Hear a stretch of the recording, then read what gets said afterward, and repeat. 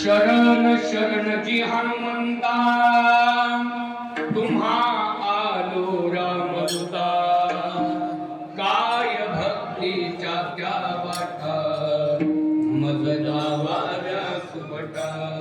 कलयुगामध्ये जगद्गुरु तुकोबाराया आषाढी वारीच्या वेळेला माळशिरस नावाच्या गावामधल्या हनुमंतरायाला शरण जातात. हनुमंतराया मी तुम्हाला शरण आलोय. शरण शरण एवढं म्हणायचं नाही. जी हनुमंता आरपुरणे जी हनुमंता संताची पायी नाही संतांची पायी.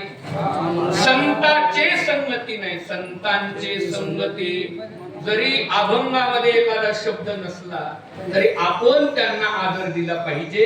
हे आमच्या वारकरी शिक्षण संस्थेचे काय आहे नियम आहे दंडक आहे. म्हणून शरण शरण जी हनुमंता तुम्हा आलो रामदूता काय भक्तीच्या त्या वाटा मज दावाव्या सुभटा.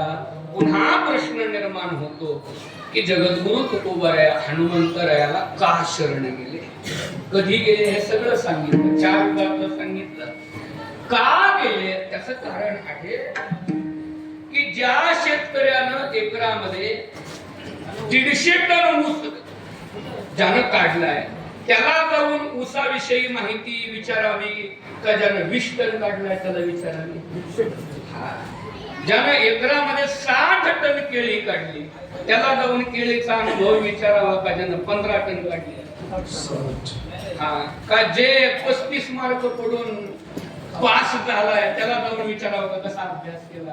का पहिला नंबर आणलाय त्याला विचारावं. पहिला नंबर आणलाय त्याला विचारावं. तसं भक्तीमध्ये पहिला नंबर कोणाचा आहे माहितीये का. पहिला नंबर कोणाचा आहे भक्तीत हे याच्याकरता तपासावं लागतं. देवर्षी नारदजी देवाकडे गेले. देवा म्हणजे तुमच्याकडे काही भक्तांची यादी असतील ना.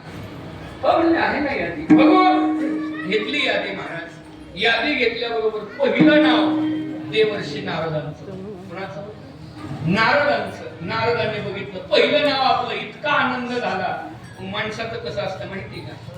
पत्रिका कुठल्याही कार्यक्रमाची घेऊ द्या बरं का राऊत साहेब. कुठल्याही कार्यक्रमाची पत्रिका माणसानं हातात घेऊ द्या. पहिलं बघतोय आपलं आपलं नाव आहे का.